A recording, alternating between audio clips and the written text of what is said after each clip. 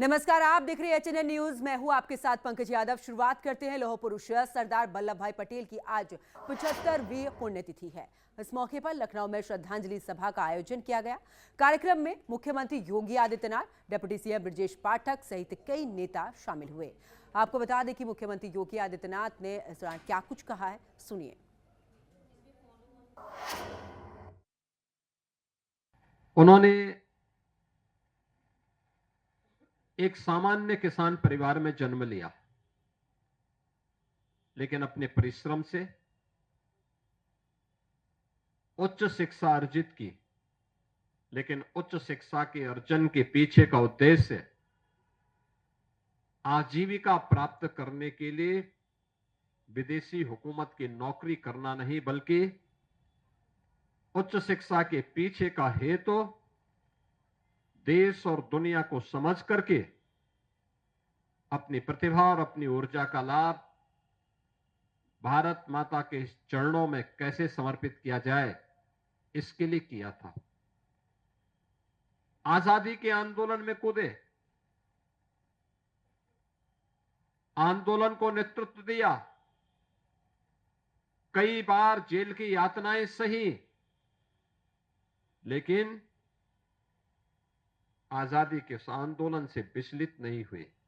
स्वतंत्र भारत में भारत की व्यवस्था कैसे होनी चाहिए और कैसा भारत हमें चाहिए, भारत के अंदर की उन सभी रियासतों को जिनकी संख्या देश के अंदर उस समय 567 थी, इन 567 रियासतों को भारत गणराज्य का हिस्सा बना करके वर्तमान भारत का जो स्वरूप है, अगर सही मायने में कहें तो इस वर्तमान स्वरूप के शिल्पी के रूप में यह भारत सदैव लौह पुरुष सरदार वल्लभ भाई पटेल का स्मरण करेगा। सरदार वल्लभ भाई पटेल जी की पुण्यतिथि के अवसर पर उत्तर प्रदेश वासियों की तरफ से हृदय की गहराइयों से श्रद्धा सुमन अर्पित करता हूं। सरदार वल्लभ भाई पटेल जी ने पूरा जीवन भारत माता को समर्पित करने का काम किया।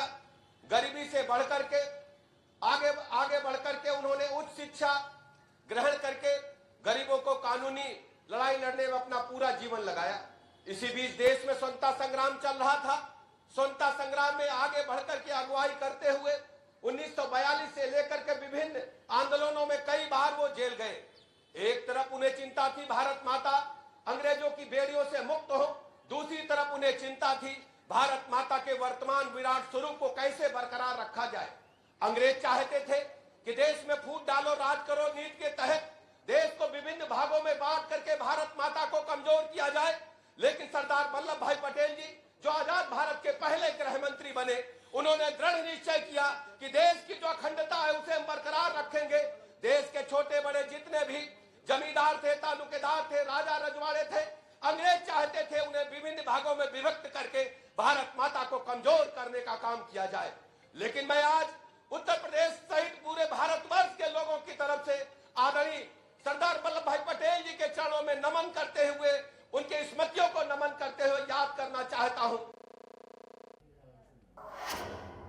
तो वहीं मंच से मुख्यमंत्री योगी आदित्यनाथ ने पंडित जवाहरलाल नेहरू पर भी तंज कसा। उन्होंने कहा कि पंडित नेहरू ने कश्मीर को विवादित करने का काम किया। सीएम योगी ने यह भी कहा कि जम्मू कश्मीर रियासत कहां शामिल हो, इसे लेकर असमंजस की स्थिति थी। तब जवाहरलाल नेहरू ने कहा कि मैं पहल करूंगा। जम्मू कश्मीर पंडित नेहरू के हाथों में था, लेकिन उन्होंने जम्मू कश्मीर को इतना विवादित करने का काम किया कि आजादी के बाद से वो लगातार भारत को डसता रहा। भारत की सभी देशी रियासत भारत गणराज्य का हिस्सा बनने के लिए जितने भी हिंदू रियासतें थीं, उन्होंने भारत गणराज्य का हिस्सा बनने में सहमति व्यक्त की। जूनागढ़ का नवाब और हैदराबाद का निजाम मना कर दिया।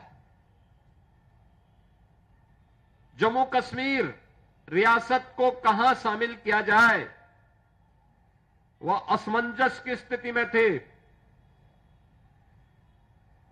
तो पंडित जवाहरलाल नेहरू ने उसे अपने हाथों में लिया कि मैं इसके बारे में आगे पहल करूंगा।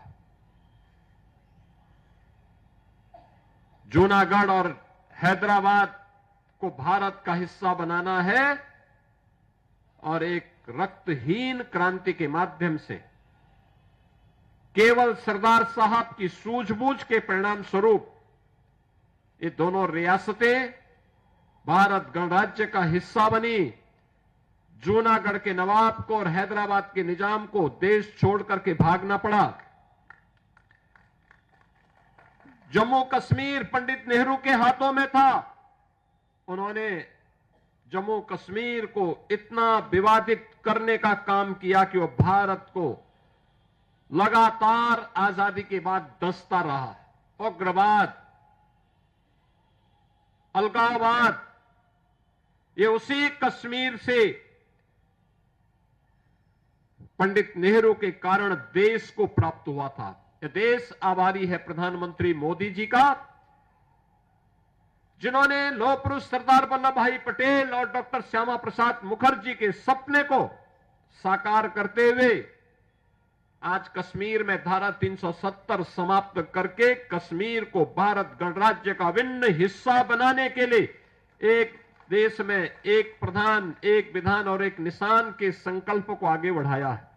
भारत की सभी देशी रियासत भारत गणराज्य का हिस्सा बनने के लिए जितने भी हिंदू रियासतें थीं, उन्होंने भारत गणराज्य का हिस्सा बनने में सहमति व्यक्त की। जूनागढ़ का नवाब और हैदराबाद का निजाम मना कर दिया।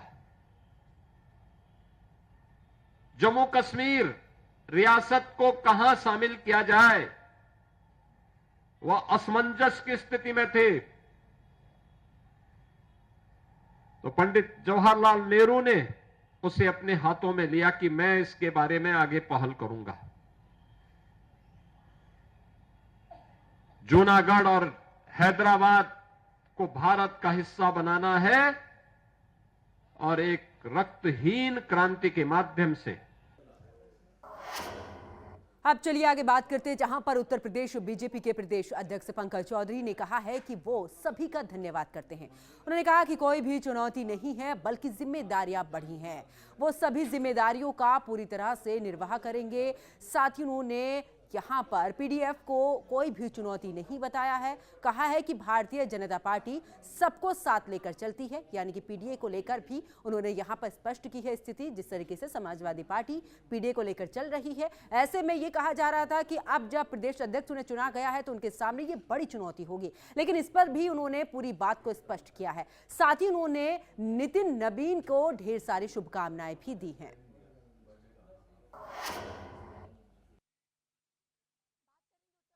बीजेपी के प्रदेश अध्यक्ष पंकज चौधरी हमारे साथ मौजूद हैं। सर, क्या कुछ जिम्मेदारियां, क्या कुछ चुनौतियां, किस तरीके से अब उत्तर प्रदेश में 2017 उन्होंने इतना बड़ा दायित्व दिया है और जो दायित्व मुझे मिला है, मैं नेतृत्व को विश्वास भी दिलाना चाहता हूं, को लेकर के प्रदेश को, संगठन को आगे बढ़ाने का वो निश्चित रूप से करूंगा। देश का सबसे बड़ा सूबा है तो राजनीति भी सबसे बड़ी है। पीडीए को लेकर लगातार विपक्ष की तरफ से बातें भी कही जाती हैं।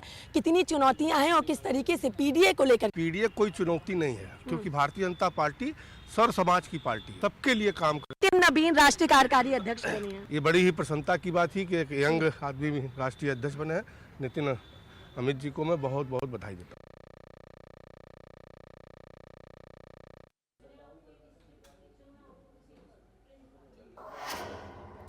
अब चलिए आगे बात फिरोजाबाद की करते हैं, जहां पर गांव बनीपुरा में नाली की सफाई को लेकर दो पक्षों के बीच में मामूली कहासुनी हिंसक विवाद में बदल गई। इस घटना में एक महिला गंभीर रूप से घायल हो गई, जिन्हें अस्पताल में भर्ती कराया गया है। पीड़िता का यह आरोप है कि पड़ोसी महिला नाली की गंदगी उनके दरवाजे के सामने डालती थी। विरोध करने पर पड़ोसी महिला ने गाली गलौज शुरू कर दिया। इतना ही नहीं, अपने परिजनों के साथ मिलकर लाठी डंडों से हमला भी कर दिया। पुलिस ने पीड़िता की तहरीर पर जांच शुरू कर दी है। साथ ही आगे की कानूनी कार्रवाई भी पुलिस की तरफ से की जा रही है।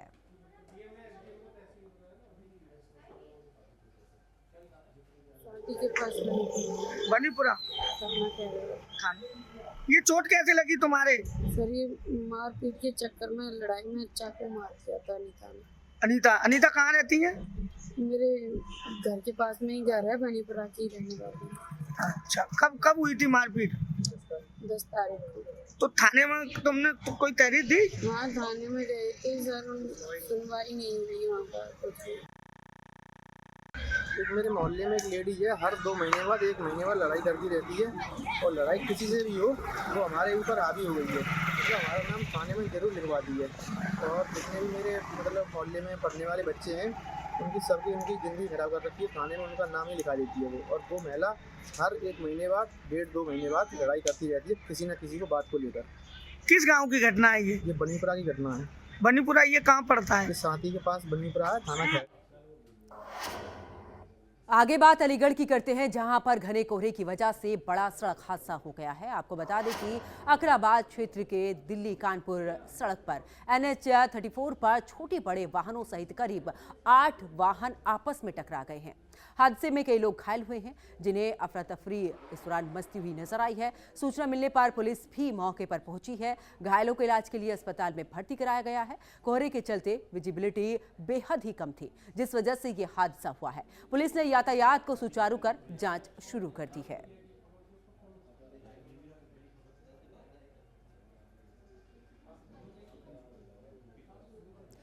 तो आखिरकार जिस तरीके से देखा जा रहा है कि जगह जगह पर कोहरे की मार, आपको बता दें कि अब ये मामला सामने है, जहां पर आप तस्वीरें भी देख रहे हैं, एक के बाद एक वाहन आपस में टकराते हुए नजर आए हैं। ज्यादा कोहरा होने की वजह से विजिबिलिटी भी यहां पर शून्य थी, जिस वजह से आपस में ये वाहन टकराए हैं। कई लोग इस हादसे में घायल भी हुए हैं, जिन्हें अस्पताल में भर्ती कराया गया है। तो सूचना मिलते पुलिस भी मौके पर पहुंची है। आप तस्वीरों से अंदाज़ा लगा सकते हैं कितना भीषण ये हादसा रहा है, लेकिन गनीमत रही कि अब भी इसमें सिर्फ घायलों की ही संख्या है। फिलहाल उन्हें अस्पताल में भर्ती करा दिया गया है, जहां पर उनका इलाज चल रहा है। तो एक के बाद एक 8 वाहन आपस में ये टकराए हैं। कम विजिबिलिटी के चलते ये दुर्घटना हुई है, ये हादसा हुआ है। घना कोहरा यहाँ पर सड़क हादसे की वजह बना है। NH 34 का ये पूरा मामला, जहां पर कई ऐसे वाहन जो आपस में टकराते हुए नजर आए हैं। साथ ही घायलों को अस्पताल में भर्ती करा दिया गया है, जहां पर उनका इलाज चल रहा है।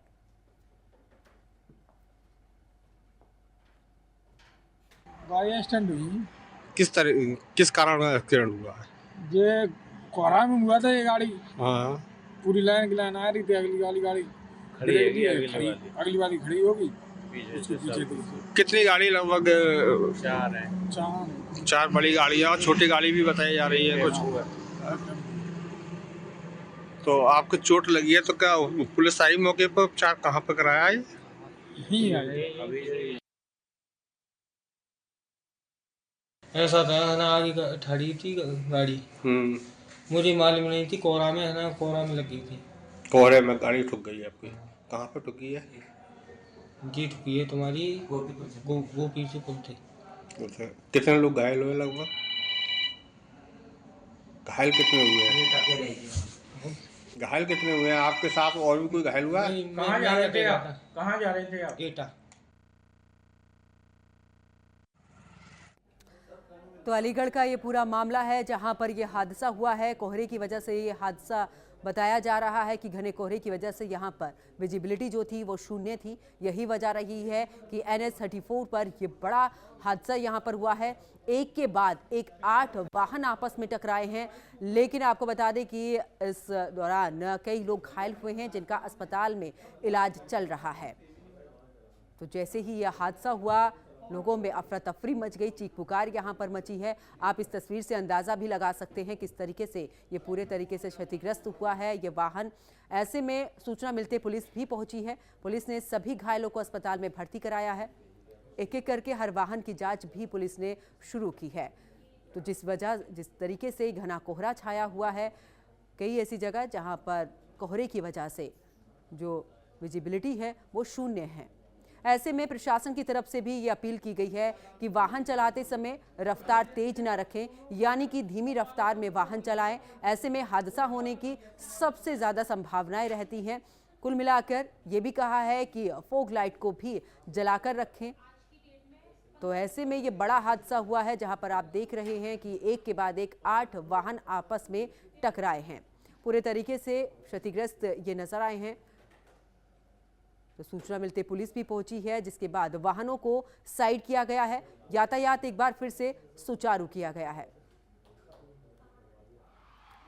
ज्यादा जानकारी के लिए हमारे सहयोगी जितेंद्र गुप्ता हमारे साथ में जुड़ चुके हैं। जितेंद्र, अलीगढ़ में ये जो हादसा हुआ है, कहा जा रहा है कि घने कोहरे की वजह से विजिबिलिटी जो थी वो बहुत कम थी, यही वजह रही है कि एक के बाद एक 8 वाहन आपस में टकराए हैं। जी बिल्कुल, जिस तरीके से सर्दी का मौसम बढ़ता जा रहा है और घने कोहरे की चादर लगातार ढकने की कोशिश कर रही है रोडों को, उसको देखते हुए आज एक बड़ा हादसा हुआ है जिसमें लगातार 8 वाहन एक दूसरे से टकराए हैं, जिसमें कई लोग घायल भी हुए हैं। उनको पास ही CSC अकराबाद पर भर्ती कराया गया है। जी जितेंद्र, लगभग कितने लोग घायल हुए हैं? देखिए, टोटल 8 लोग घायल बताए जा रहे हैं, जिसमें से 6 लोगों को प्राथमिक उपचार CSC केंद्र द्वारा दे दिया गया है और उनको घर भेज दिया गया है, और जिसमें 2 गंभीर रूप से घायल हैं, जिन्हें भर्ती किया गया है। बिल्कुल जितेंद्र, आप देखिए प्रशासन की तरफ से ये भी अपील की जा रही है कि आप अगर वाहन चला रहे हैं तो धीमी गति में चलाएं, क्योंकि कोहरा इतना ज़्यादा है, जो विजिबिलिटी है वो भी बहुत कम है। ऐसे में आपको ध्यान रखना होगा कि आखिरकार किसी भी तरीके से हादसा ना हो। आप एहतियात के तौर पर यहाँ पर वाहन चलाएं। देखिए बिल्कुल, इसको लेकर लगातार जो इंटरसेप्टर पर लाइटिंग लगाई जाती है, उसको भी पूरा मद्देनजर रखते हुए उसको लगाया गया है इन घटनाओं को देखते हुए, और उसके साथ ही लोगों को प्रोटेक्शन के लिए बोला भी जा रहा है कि लगातार वो इन चीजों को, जो रोड पर वाइट लाइनिंग है, उसको देखते हुए गाड़ी को चलाएं, जिससे कि और आगे विजिबिलिटी, क्योंकि जिस तरीके से कम होती जा रही है, उसको देखते हुए स्पीड लिमिट की एक वो बताई गई है कि स्पीड लिमिट अपनी कंट्रोल किया है, जिससे कि हादसे ना हो। बहुत बहुत शुक्रिया जितेंद्र गुप्ता हमारे साथ जुड़ने के लिए, तमाम जानकारी साझा करने के लिए। अब आगे बात करते हैं उत्तर प्रदेश के बलिया की, जहां पर प्रशासनिक फेरबदल का बड़ा मामला सामने आया है। आपको बता दें कि प्रदेश सरकार के आदेश के बाद में डीएम ने आदेश जारी कर 2 उप जिलाधिकारियों को तहसीलदार बनाने का निर्देश जारी कर दिया गया। आपको बता दें कि उत्तर प्रदेश में एक बार फिर से तबादला एक्सप्रेस चली है। डीएम ने एसडीएम को बनाया है तहसीलदार, देवेंद्र कुमार पांडे बने हैं तहसीलदार। तो एक बार फिर से बड़ा फेरबदल यहां पर देखने को मिला है। देवेंद्र कुमार पांडे तहसीलदार बने हैं। यूपी में एक बार फिर से चली है तबादला एक्सप्रेस, तो जिलाधिकारी ने एसडीएम को बनाया है तहसीलदार। तो देवेंद्र कुमार पांडे बने हैं तहसीलदार। तो उत्तर प्रदेश में एक बार फिर से तबादला एक्सप्रेस चली है। ज्यादा जानकारी के लिए हमारे संवाददाता पवन हमारे साथ में जुड़ चुके हैं। पवन, एक बार फिर से उत्तर प्रदेश में तबादला एक्सप्रेस चलती हुई नजर आई। देखिए, तबादला एक्सप्रेस तो आई है, लेकिन सबसे बड़ी बात है कि एसडीएम को तहसीलदार बनाया गया है। तो ये जो मामला है बलिया का, इसमें जो जिलाधिकारी है मंगला प्रसाद, ये एक उसमें जन सुनवाई कर रहे थे कलेक्ट्रेट में कर विधेयक राजस्व और राजस्व के जो विवादी संबंधित जो मामले थे उनकी समीक्षा बैठक कर रहे थे। तभी जो मामलों की जो फाइल थी वो लाने को कही गई, इसमें पाया गया कि 45 दिन से अधिक के समय में अविवादित जो विरासत मामले लंबित पड़े थे, उसको एसडीएम को ऐसे ही मामलों का अनिवार्य रूप से निस्तारण करना था, लेकिन पहले से ही विवादित जो मामले थे उसका निष्पादन नहीं किया गया, जिसकी वजह से समीक्षा के दौरान लगभग धारा 34 के तहत 5 वर्षों से अधिक मामले तमाम लंबित पड़े थे, जिसको डीएम ने नाराजगी व्यक्त की और तहसीलदार सिकंदरपुर में 48 और बांसडी में 21 और बलिया सदर में 143 अविवादित मामले जो थे वो लंबित पड़े थे। जिलाधिकारी ने सभी एसडीएम को कड़ी चेतावनी दी और पीठासीन अधिकारियों को कारण बताओ नोटिस भी भेजा। साथ ही उन्होंने ये कहा कि 300 से अधिक जो बंटवारा संबंधी सभी मुकदमे तत्काल निस्तारण कराया जाए और इसके लिए कई कार्य योजना बनाकर कार्यवाही की जाए। तो ये जो मामला है, ये जो एसडीएम को तहसीलदार बनाया गया, जिसमें ये जो तमाम मामले लंबित पड़े थे, इसकी वजह से एसडीएम से तहसीलदार इनको बनाया गया। अब देखना ये होगा कि जो ये बड़ा कदम है, क्योंकि उत्तर प्रदेश में ये पहला मामला है जो इस प्रकार की कार्यवाही हुई है। जी बहुत बहुत शुक्रिया पवन चौधरी हमारे साथ जुड़ने के लिए, तमाम जानकारी साझा करने के लिए। अब चलिए आगे बात ग्रेटर नोएडा की कर लेते हैं, जहां पर ईस्टर्न पेरिफेरल हाईवे पर भी घने कोहरे की वजह से भीषण सड़क हादसा हुआ है, जहां पर 12 से अधिक वाहन आपस में टकरा गए हैं। हादसे में कई वाहन क्षतिग्रस्त हो गए हैं। इतना ही नहीं, कई लोग इसमें घायल भी हुए हैं। सभी घायलों को अस्पताल में भर्ती करा दिया गया है। तो वहीं सूचना मिलते ही पुलिस भी पहुंची है, आगे की कार्रवाई में जुटी है। तो यहाँ पर भी घने कोहरे की वजह से, क्योंकि जिस तरीके से विजिबिलिटी शून्य थी, ऐसे में घने कोहरे की वजह से आपस में ये कई वाहन टकराए हैं। कई लोग इसमें घायल हुए हैं, जिन्हें फिलहाल इलाज के लिए अस्पताल में भर्ती करा दिया है। लेकिन ये तस्वीरें बहुत कुछ बयां कर रही हैं, किस तरीके से यहाँ पर आपस में ये वाहन टकराए हैं। पूरे तरीके से क्षतिग्रस्त ये नजर आ रहे हैं वाहन, एक के बाद एक कई ऐसे वाहन थे जो आपस में टकराते हुए नजर आए हैं। लेकिन आपको बता दें कि इसमें कई लोग घायल भी हुए हैं, जिन्हें अस्पताल में भर्ती करा दिया गया है, उनका इलाज जारी है। इसके साथ ही पुलिस पूरे मामले की जांच भी कर रही है। एक तरफ पुलिस की तरफ से भी कहा जा रहा है कि ट्रैफिक नियमों का उल्लंघन ना करें, तेज रफ्तार में वाहन बिल्कुल ना चलाएं। बात मथुरा की करते हैं, जहां पर नेशनल हाईवे 19 पर घने कोहरे की वजह से यहां पर आपस में 2 सड़क हादसे हो गए। आपको बता दें कि पहला जो हादसा हुआ है वो मथुरा दिल्ली हाईवे पर राजस्थान रोडवेज की बस एक ट्रक से टकरा गई है। पीछे से आ रही एक कार भी बस से जाकर भिड़ गई है, जिससे कई यात्री इस दौरान घायल हुए हैं। दूसरे हादसे की बात करें तो छाता मथुरा मार्ग पर एक ट्रक ने दूसरे ट्रक को टक्कर मार दी। वहीं सूचना पर पहुंची पुलिस ने घायलों को अस्पताल भेज दिया है, साथ ही मामले की जांच शुरू कर दी है। तो एक के बाद एक 2 हादसे यहां पर हुए हैं लगातार। देखिए जिस तरीके से कोहरा बढ़ा है, सुबह के समय पर देखा था किस तरीके से जो विजिबिलिटी थी वो शून्य थी। ऐसे में जगह जगह पर हादसों की खबरें सामने आई हैं। बार बार ये अपील भी प्रशासन की तरफ से की जा रही है कि जब आप वाहन चलाएं तो ऐसे में रफ्तार बिल्कुल धीमी रखें, ताकि ये जो हादसे बढ़ रहे हैं इन पर पूरे तरीके से रोक लगे या फिर संख्या कम हो। लेकिन चाहे नोएडा की बात करें या फिर मथुरा की, जगह जगह पर इस हादसे की तस्वीरें सामने आई हैं।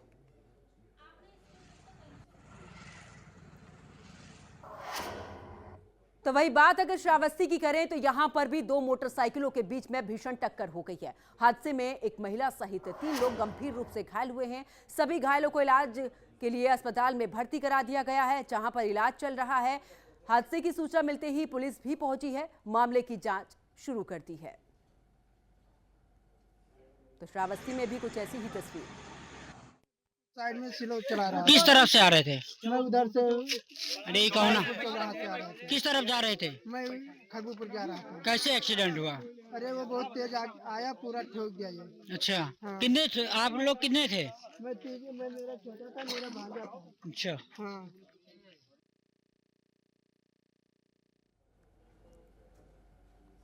अब आगे बात अलीगढ़ की कर लेते हैं। नगर निगम ने सफाई व्यवस्था में लापरवाही बरतने वाली कंपनियों के खिलाफ बड़ा एक्शन लिया है।